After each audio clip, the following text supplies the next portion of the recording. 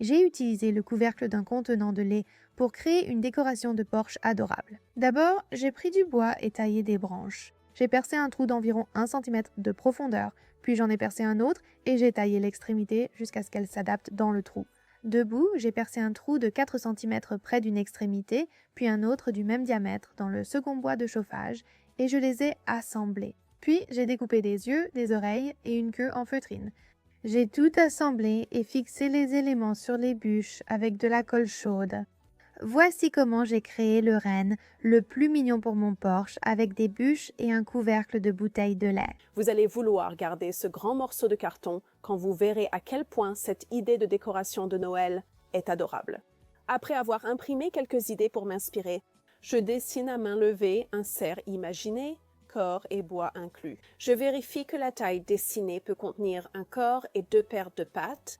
Après avoir tenté de dessiner les pattes à main levée, j'ai préféré créer un gabarit pour la moitié d'une patte afin d'assurer l'identité des 2 côtés et paires. Je place des feuilles de papier blanc sur mon brouillon, je les scotche ensemble, puis je dessine un côté des pattes en utilisant un cutter X-Acto. Je découpe le long des lignes principales des croquis en prenant soin d'utiliser une lame plus courte au cas où elle se casserait, tout en soulevant la boîte du sol.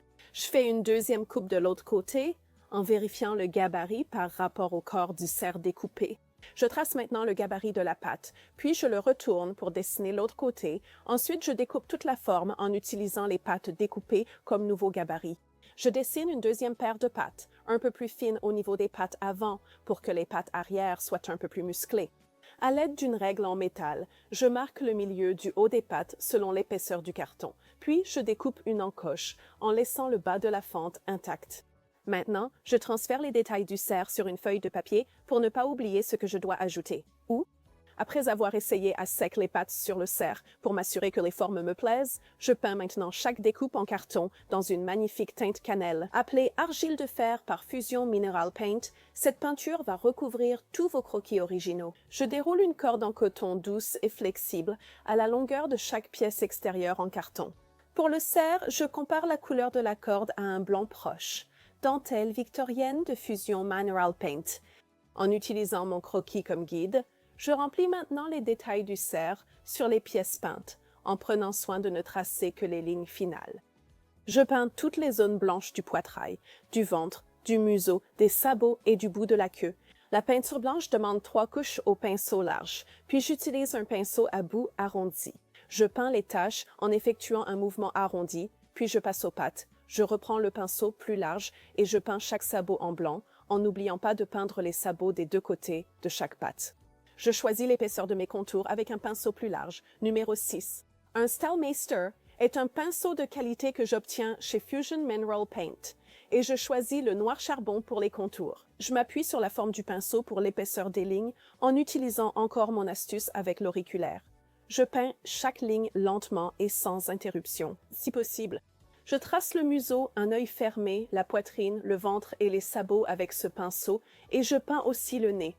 Maintenant, je passe à un pinceau rond numéro 6. Je peins un contour noir autour de chaque tache. Après un petit essai, j'ai trouvé qu'il était plus facile de peindre la moitié du contour à la fois. Je cale maintenant le corps du cerf sur 2 pinces pour le soutenir, puis je colle à chaud la corde sur tous les bords découpés des formes. J'ai remarqué qu'il est utile de repositionner le cerf selon les besoins, comme le soulever de la table, le poser sur un morceau de ruban de masquage ou même le tenir à la main. J'ai aussi vu qu'il n'était pas utile de couper la corde en morceaux plus courts. Il fallait juste continuer à bien pousser la corde dans les petites zones pour que ça marche. Je colle la corde sur tous les bords coupés, sauf les fentes ajoutées sur le dessus. La bordure est ainsi terminée. J'équipe les pattes sur le corps et je les place à l'endroit souhaité. J'ai finalement collé les pattes sur le corps avec de la colle chaude pour plus de solidité. Cependant, vous pouvez les laisser de côté si elles sont assez solides pour un rangement plus facile. Il vous reste la découpe de renne la plus adorable. Le compagnon parfait à placer dans un coin pendant la saison de Noël, les contours détaillés en blanc et noir ressortent vraiment sur la teinte chaude de cannelle. J'ai également ajouté une fausse branche de sapin et une pomme de pin autour du cou pour plus de festivité. Nous allons transformer une vieille chaise en de très jolies décorations pour Noël. Donc, après avoir retiré toutes ces pièces en bois, j'ai finalement utilisé 2 de ces chevilles en bois au total et j'en ai coupé une en 2, donc je vais poncer le bas. Je veux m'assurer que ce soit bien plat pour qu'il puisse tenir debout tout seul. Voilà, nous allons assembler toutes ces pièces en bois avec de la colle à bois. Nous allons prendre la plus grande cheville, la centrer, l'appuyer et attendre que ça sèche. Voilà, c'est toute petite et j'ai fait ça pour chacune d'entre elles. J'ai poncé toute la partie extérieure brillante. Une fois poncée et dépoussiérée, vous pouvez peindre.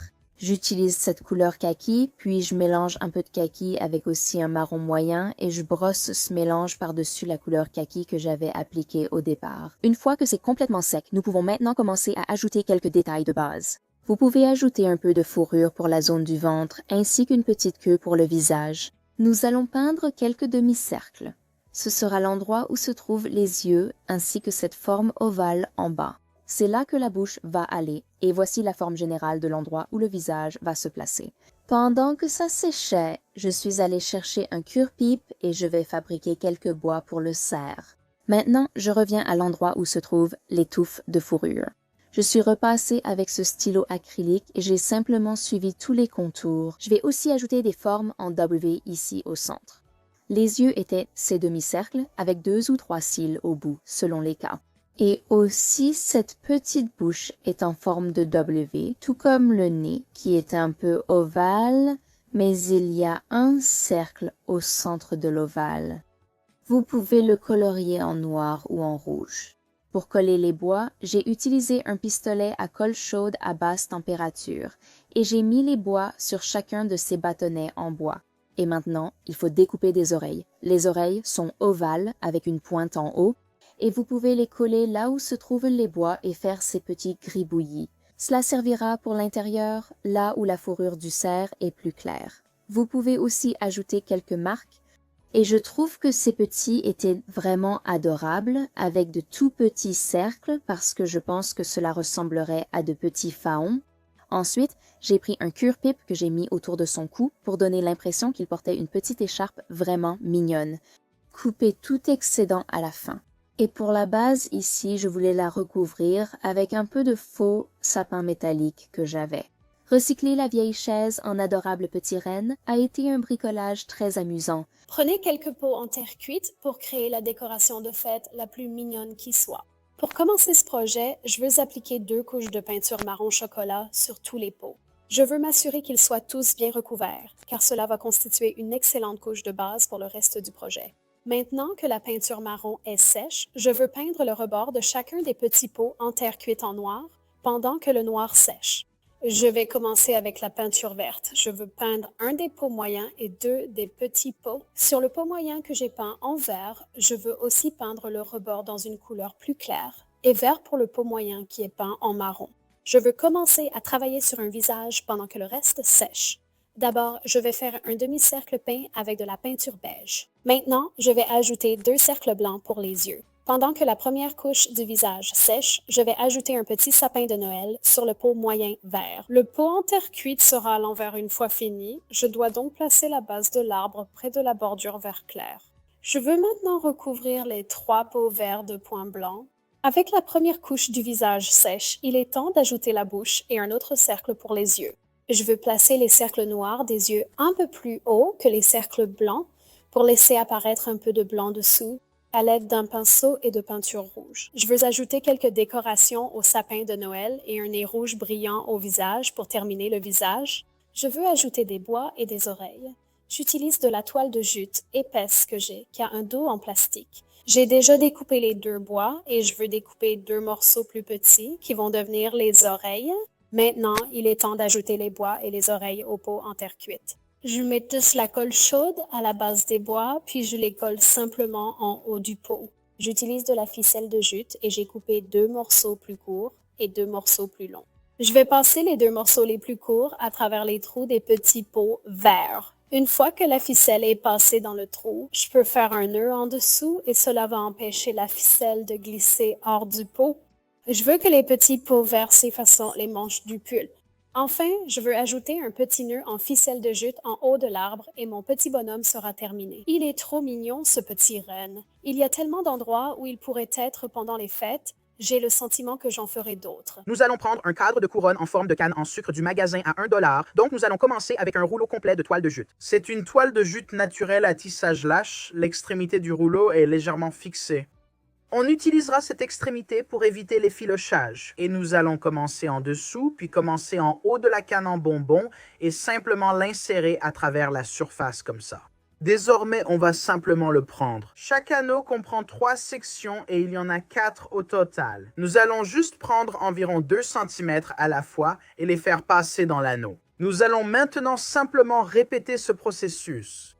Cette fois, nous allons le ramener de l'autre côté et simplement continuer ainsi. Donc, tout ce dont vous avez vraiment besoin, c'est d'environ 2 cm tirés à travers chacun. Et de cette façon aussi, les gars, vous pouvez réutiliser cette toile de jute pour un autre projet ou une fête en la démontant simplement. C'est un rouleau complet et voici la couverture que nous avons obtenue et j'ai décidé de rendre le mien un peu plus fourni et un peu moins transparent. Je trouve ça très joli ainsi. Nous avons utilisé un rouleau de toile de jute et allons refaire pareil. Nous allons simplement créer un petit bouquet par en dessous. Nous allons placer cette pièce dans le cadre de la couronne, puis commencer à la froisser à l'intérieur. Nous allons maintenant utiliser notre ruban rouge de 7/20,320 cm disponible sur nickseasonaldecor.com. Nous allons juste retourner notre sucre d'orge. Honnêtement, l'arrière est aussi beau que l'avant, seule la structure métallique est visible. Donc, si vous avez une fenêtre en verre sur laquelle vous l'exposez, ça sera joli aussi de l'intérieur. Prenez vos ciseaux, ils sont aussi disponibles sur notre site web. Coupez le ruban et pour que ce soit encore plus simple, nous allons juste l'attacher à l'arrière et couper l'excédent. Maintenant, j'ai juste quelques décorations restantes d'un autre projet que nous avons réalisé ici sur HomeTalk et chaque fois que vous avez des restes, vous pouvez toujours les utiliser. Alors, j'ai une décoration rouge et peut-être que certains d'entre vous peuvent deviner ce que nous sommes en train de créer, mais ça va être notre nez rouge. On ajoute un peu de colle chaude et on le fixe ici. Maintenant, j'ai juste quelques décorations d'Halloween qui me restent et on va utiliser la noire pour en faire un œil.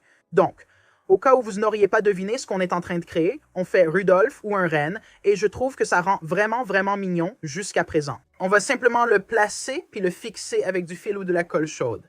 J'ai des baies rouges disponibles sur nickseasmotocar.com que l'on va juste coincer dans la toile de jute. La toile de jute est très efficace pour maintenir les éléments en place. Maintenant, il est temps de faire un petit nœud simple. Pour terminer, nous allons créer une boucle et si vous voulez des explications plus détaillées sur la fabrication de nœuds, nous avons réalisé plusieurs tutoriels ici sur HomeTalk au fil des années.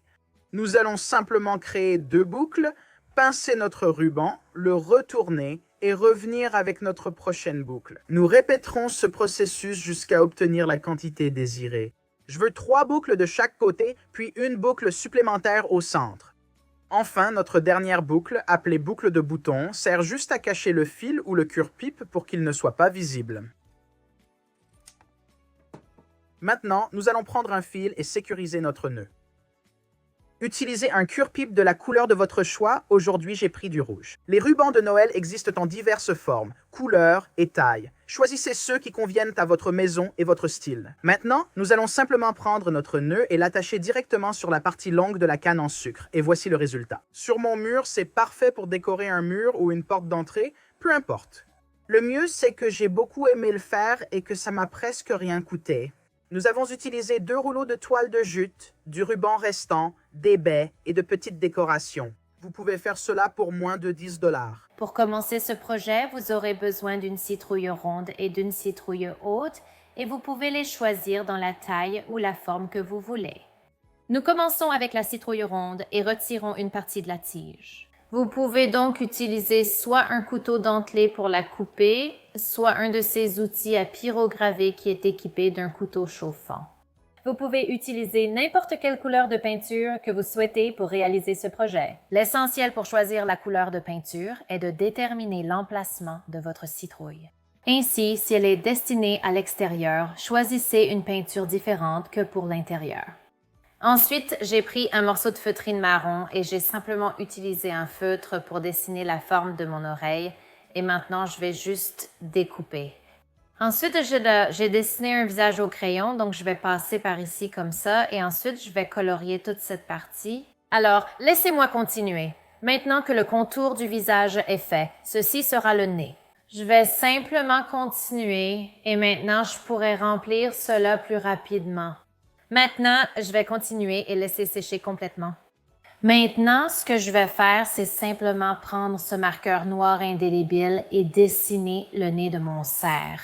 Et ensuite, ce que je vais faire, c'est simplement repasser le contour du reste du visage pour nettoyer ces lignes aussi. Maintenant, j'ai dessiné l'œil ici des deux côtés. Et je vais juste utiliser un peu de peinture blanche, de la peinture acrylique blanche au centre ici pour donner un peu plus d'éclat à l'œil. Donc, je vais prendre mon feutre Sharpie pour tracer le contour de l'œil. Maintenant que l'extérieur est terminé, il est temps de colorier l'intérieur. Et donc, j'ai ici un marqueur permanent un peu plus large et je vais simplement colorier cette partie. Donc, c'est la plus grosse citrouille, la grande, et je l'ai posée sur le côté et je garde la tige pour en faire la queue sur celle-ci. Je vais maintenant utiliser le dessous et ce que je veux faire, c'est utiliser la même peinture beige chaude pour peindre sa poitrine, afin de lui donner cet aspect blanc qu'on voit habituellement sur les biches. Donc, je vais simplement en ajouter un peu ici. Ce que nous allons faire maintenant, c'est assembler la tête au corps. Je vais donc commencer par ajouter un peu de colle chaude en bas, puis je vais placer la tête sur le corps. Ensuite, c'est le moment de s'occuper des oreilles. Je vais donc ajouter un peu de colle chaude, puis je vais placer l'oreille dans la colle chaude. Maintenant, je veux décorer un peu son cou. Je vais simplement retirer les têtes de ces tournesols de leur tige, puis je vais ajouter un peu de colle chaude sur le tournesol. Ensuite, je vais les coller ici sur la citrouille et je vais les tenir jusqu'à ce qu'ils refroidissent, puis je vais continuer à en ajouter autour de son cou. Maintenant, je veux que mon faon soit un jeune faon. Donc, je vais utiliser un peu de cette craie liquide effaçable pour lui faire quelques tâches dont elle a besoin. Donc, il suffit d'appuyer et de presser avec la petite éponge et ça fait un petit cercle de craie que vous pouvez effacer si vous n'en voulez pas plus tard. Et c'est vraiment un super produit avec lequel travailler. J'espère que cela vous inspirera à prendre quelque chose fait à partir de citrouille et à le transformer en quelque chose que vous pourrez garder toute l'année chez vous.